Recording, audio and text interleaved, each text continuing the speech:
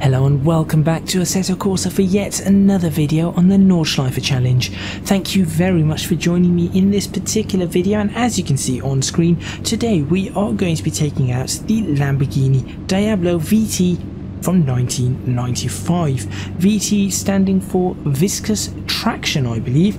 And that is because this particular car is an all-wheel drive vehicle. I say all-wheel drive, I believe it's 85% to the rear wheels, 15% to the front wheels when required. I have no idea how exactly Assetto Corsa is going to manage to simulate this, but for the purposes of this video and for accuracy, this is an all-wheel drive vehicle.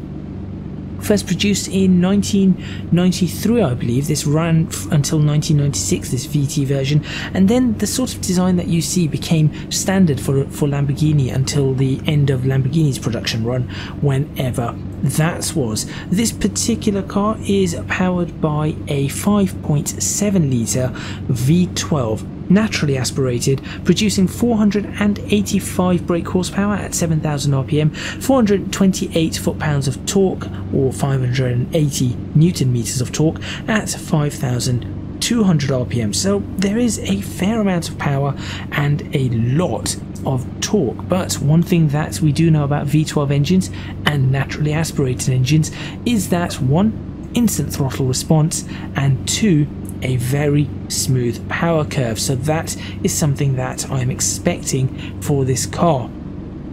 All of that is mated to a 5-speed manual transmission gearbox, and of course, as I said, it goes to an all-wheel drive system where the majority is to the rear and there is a little bit to the front, so I am going to expect a little bit of that understeer push that you get from all-wheel drive cars. I'm also going to expect the understeer that you just get from a flagship Lamborghini. That seems to be a standard thing.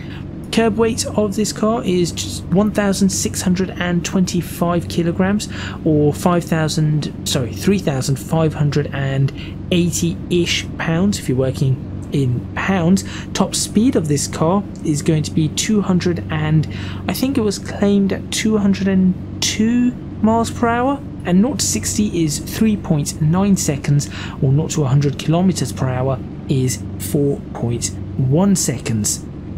Now, of course, very important on the car, tyres. A little bit of differing information for this, but I believe that the tyres on the front are 235/40 R17s. That is where some people say they're 245s, but I believe they're 235s. And on the rear, I think there is a consensus here that the rear tyres, everyone seems to be saying the same thing, 335/35 R17s. So I think that is all the information about the car. Up on the screen now is the latest times, so you can see, one, they look different because of how I'm producing them now, but you can see there that the Ferrari F40 is currently in the lead, followed by the Dodge Viper RT10 and the Roof CTR Yellowbird.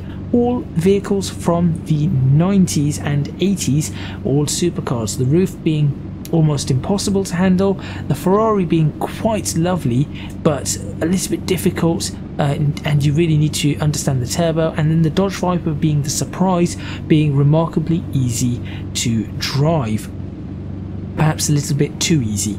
So where do I think this car is going to fit? Well, I'm hoping it goes sub 8 minutes. I think it is going to be challenging for second place. I do not think it's going to beat the Ferrari. I do not think anything can beat that Ferrari from this era, maybe except then Porsche 959, which we do not have. So I think this is going to be going to second place.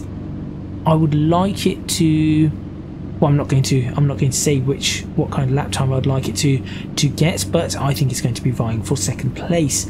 As usual, I'm going to do a couple of Patreon laps where I am just practicing and trying to figure out how to drive the car. You'll see some spins, some crashes, things like that. Link in the description box to that. But if you remain here, the next thing you are going to see is me trying to put a couple of laps together and seeing exactly what I can do and how fast this car can go.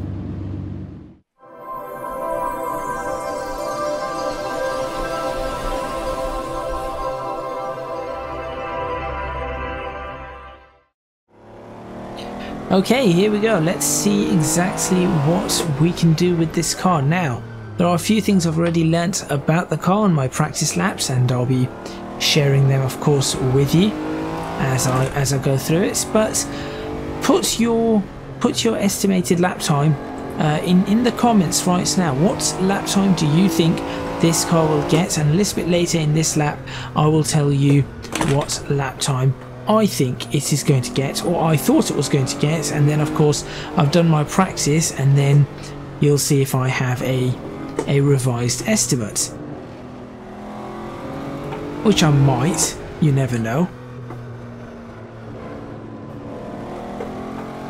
So one thing to note about this car is it is very 90s of course in the way it drives, but it does have some understeer to be aware of. So you have to be careful with the understeer on this car because it can catch you out, and quite significantly as well. You can see I'm already a quarter of a second down from my last lap time that I did over here, which is fine. I should be able to catch up to that. Although this is a very bad start to the lap, but let's see if I can have any improvement on the exit of that, and there you go. Let's now get the lap properly underway. You can sort of feel the four-wheel drive on this car, but not really as much as perhaps I thought you would. So the car does have a little bit of understeer, but it can also be quite twitchy out of some corners. It's very easy to get the car unstable. As you can see, just touching that curb there, it just really slides a lot more dramatically than some cars. I suppose that could be because it's fairly stiffly sprung. I'm not having a good lap here at all. I was having a far better lap last lap. It's alright, we have a couple of laps of this to put it together. But this car isn't that easy to drive in a sense that it's very smooth. The power delivery on this car is incredibly smooth. But as you can see there, where my lap time has just gone red, it just understeers. Look at that. It just has a tendency of understeering, and you really have to be aware. Even there, the car really needs to be slowed down to turn, and that is something I'm not quite used to yet, is slowing the car down as much as it really needs to be slowed down. But I am trying. I've not done many laps in this car ever. As you can see on this, I've done 31 kilometers, it looks like, in this session, and in total I've only done 80 odd kilometers, or almost 90 kilometers. So you can see I have not done many laps in this car. I think I drove this car once for on the LA Canyons. That was only to take some screenshots, nothing else. And I've never driven this car in any amount of anger. You can see there you really have to come off the accelerator just to allow the car to turn a little bit. Even here you've got to do the same sort of thing. At least that is what I'm finding so far. Maybe I'm not as confident with the car as I should be, but that is where I currently am.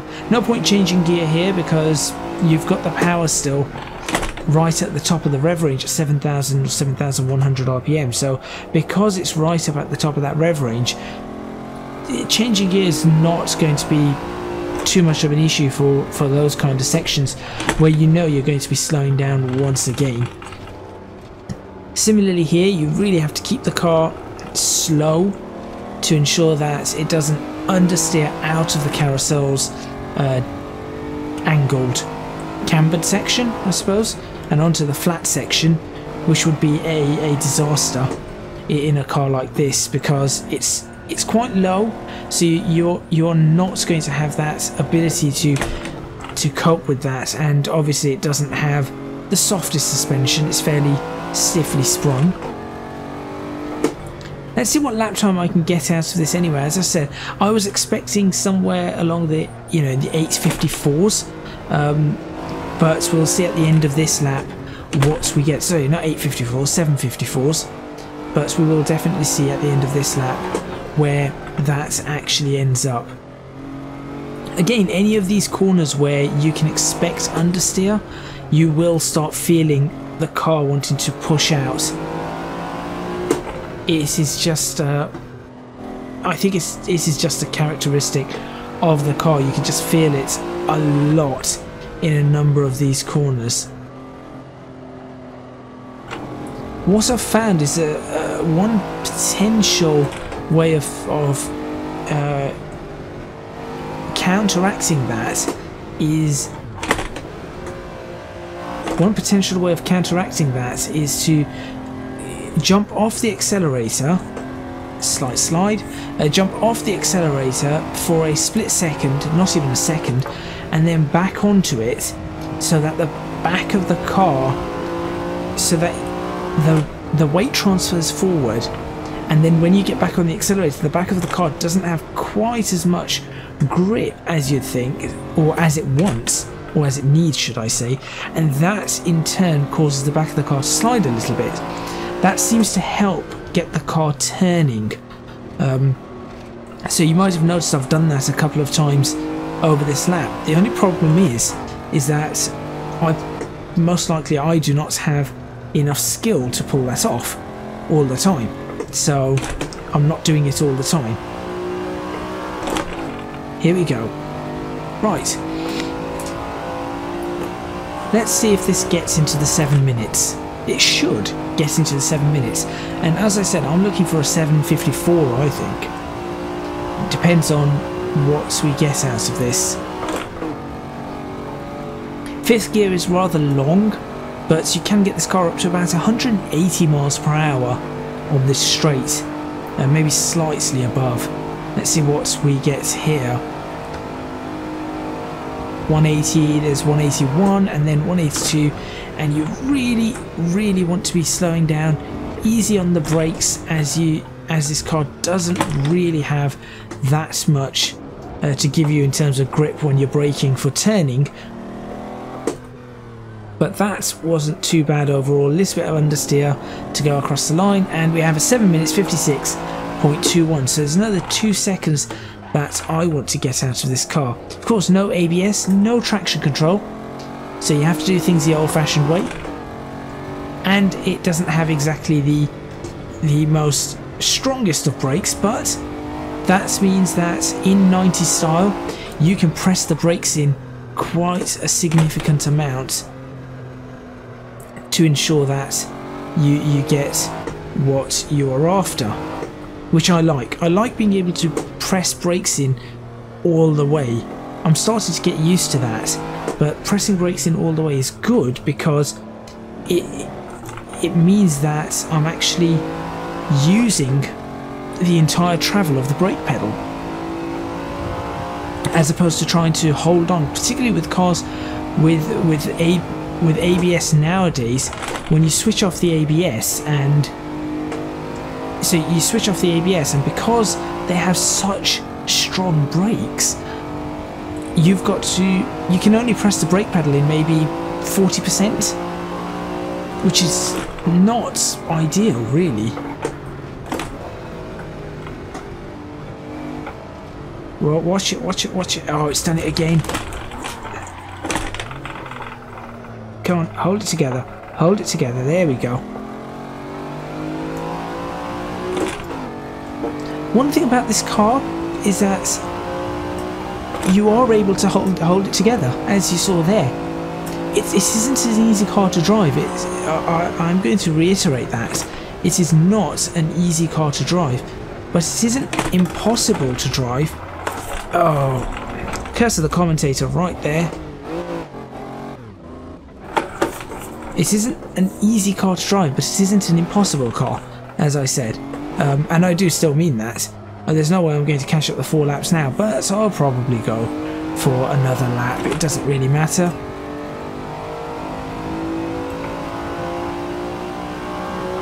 And this is something I do like about this car. It does keep you on your toes in a way. It does not like the grass whatsoever, not even in the slightest. Just one sniff of the grass and the car just wants to throw you out. But it is very, you see there, we feel understeer there quite a bit. It is a very capable car once you understand what you can and cannot do with it. And I do like having cars that have that capability. Unfortunately, the driver is not quite so capable.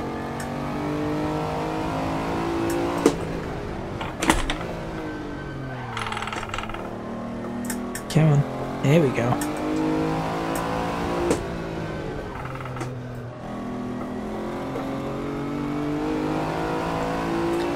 I think what I'm going to do is the next lap I'm just going to ignore the lap times. I'm always keeping an eye on the lap times and the deltas when I do this, which is probably a bad idea because that means I'm not focusing on driving the car. I'm just focusing on trying to improve wherever I can on a lap, and then that in turn probably means I do not improve as much as I should, because instead of taking the feedback from myself, from my driving, shall I say, I'm taking the feedback from deltas, which probably is not ideal. Okay, I can go flat through there if I get that right. That still needs to be slow. You still need to slow down a significant amount there, though. That isn't too bad.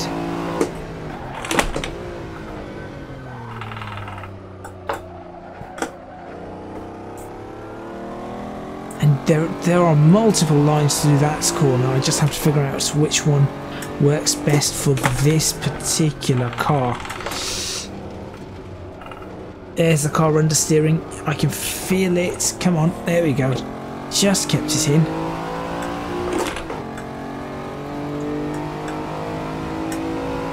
So we will do a third lap with this car, and we'll see what we can get.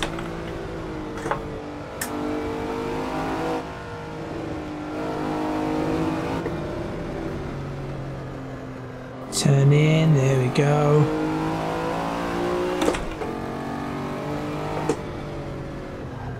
Again, there's sections like this is where you can really get the car to understeer, and then you're in trouble. More understeer. It is a very, very understeering machine. In that sense, it's very similar. I would say it's very similar to the Miura, which makes sense because this is the successor to the Countach, which was the successor to the Miura. So it does have that similar sort of style. It's just everything in this car just feels a little bit more sporty, unlike the Miura, which maybe feels a bit more Grand Tourer. This feels a bit more sports, but not as much as perhaps I would want. There's more understeer. Look at that understeer. There are points where you have to accept the inevitable on this car, and that is that it is going to understeer a whole heap, and there's nothing that you can really do about it. Come on, and more. Still nothing I can do about it.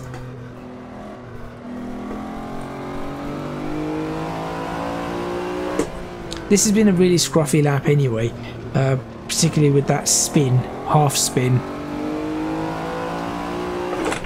So it doesn't matter. The next lap is of course the lap that is going to really matter, and that's whether we keep that 756, which has already taken us into second place, by the way. That's whether we keep that 756 or we go for another lap that might bring it down to the 754, 753s. which is where I think this car can go. But as I said, we'll have to figure it out.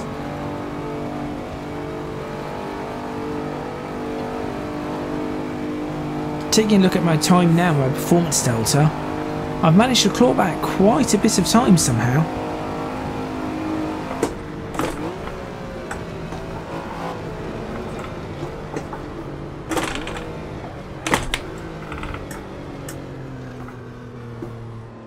Breaking into that is horrible with cars like these, because you know that a car like this may not stick.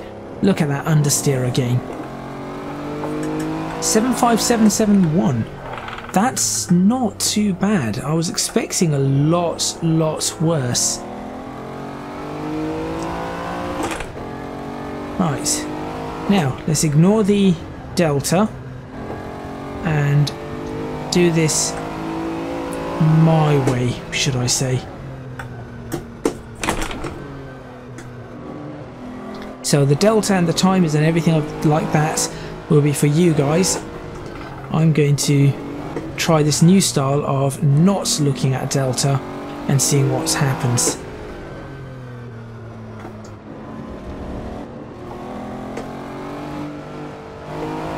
I might glance at it on the straights. That was 0.3 of a second up, but I think I messed up. So, okay, fine.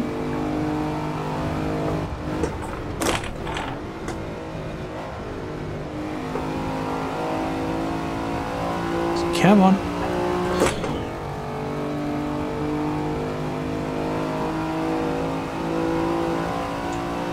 Right, I can definitely gain time here, I know that, because of how I've been driving recently. Come on, that's it. Get it turned in. Much better.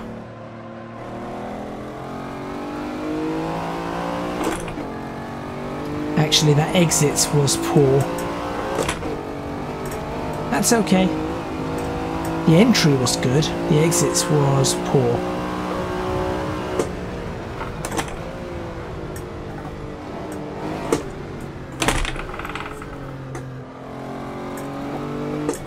Better there as well. Come on, turn it in, keep it. There we go.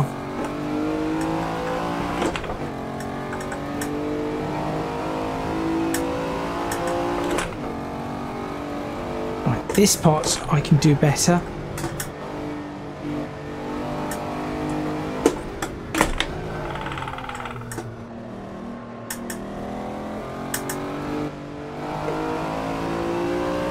Little quiet here because there isn't much that I can talk about now if I'm not looking at my delta, unfortunately. I suppose that is in effect the downside of this, is that if I'm not looking at my delta, I cannot say whether I'm going faster or slower through a lap, although I can tell you now that that understeer was horrible.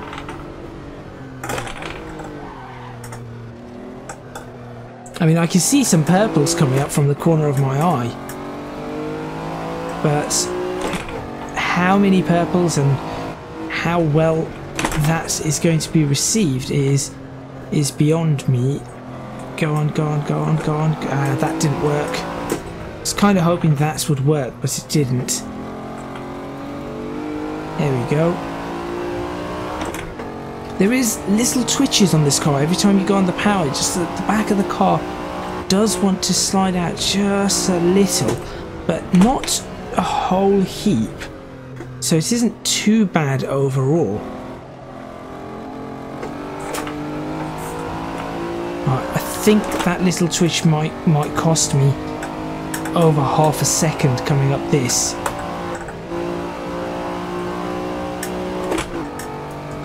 Try and get right outside, turn in, understeer, try and keep my foot in there. Okay, keep it flat.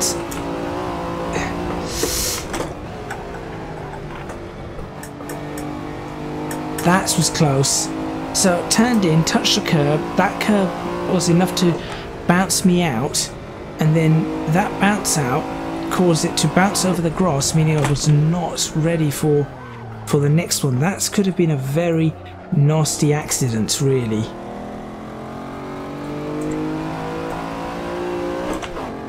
I really need to get some more practice in cars like these, I would say. Come on, there we go. I definitely need more practice in cars like these. Which I will be doing, of course. Alright, will third gear be okay here? Potentially. No, second it is.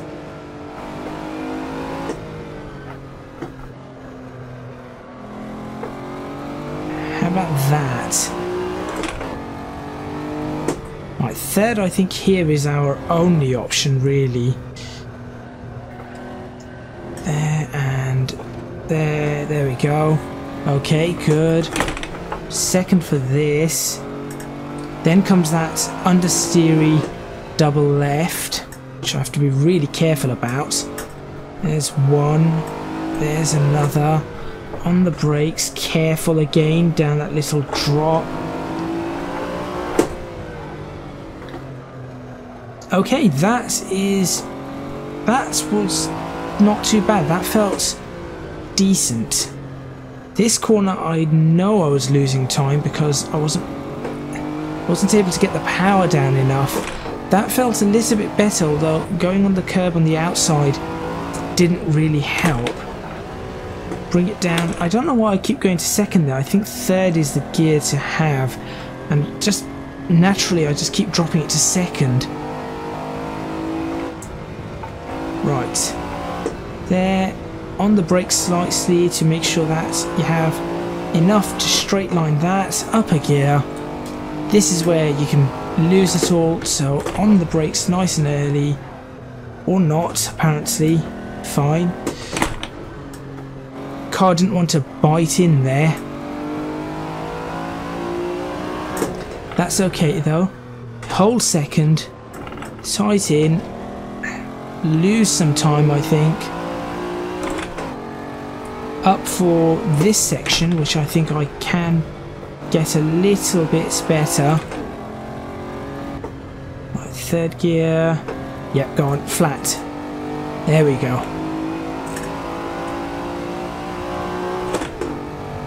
Okay, now to look at the time. 1.8 seconds up, 1.9 seconds up. What did I do here that caused me to lose so much time? 1.9 seconds up, good. So it's in the 754s, which is what I was predicting. Now just to see if I can hold it in the 7 minutes 54s for the end of this lap. Or can I bring it down to 753s? That's an even bigger challenge, isn't it?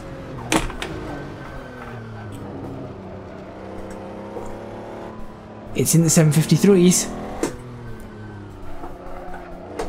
That was a good exit. That was a good exit. 753.94. There you go. Okay. I think that pretty much is that. So that should go up on screen now, and that has taken second place. So it is now the Ferrari F40 followed by the Lamborghini Diablo VT from 1995, followed by the Dodge Viper RT10 and the Roof CTR Yellowbird. The Yellowbird, which I think can go faster. I think the Yellowbird could take second place back off this. Do not think any car from this era is going to beat the Ferrari though, and I'm fairly sure I could get another 5 seconds out of that Ferrari. This car, I think I could probably get another 2 or 3 seconds out of this car as well. So there you go. I think that is a respectable time for a car like this. Taking a look at the driver ranking, or should I say the engagement ranking, I still haven't come up with a good name for that. If we start with the basis of the Lamborghini Miura, which is in 8th place, and then we work our way up from there. Let's see what we've got, because this was better than the Miura to drive, that is for sure. But I'm just trying to figure out just how engaging was this car, and that is going to be the big question. Now, was it more engaging than an RX-7? I think it is, at least the way I was driving that RX-7. Again, when I take it out again, if I throw it around a little bit more, maybe I'll be able to see how much more engaging an RX-7 might be, or I might just think, no, that is just about it. So it does go ahead of the RX-7. Now I've got to figure out what about the BMW M4. Now I like the BMW M4 because of the way the car would slide. The back end of that car was really lively, even though it had paddles. It was really lively, which I did appreciate.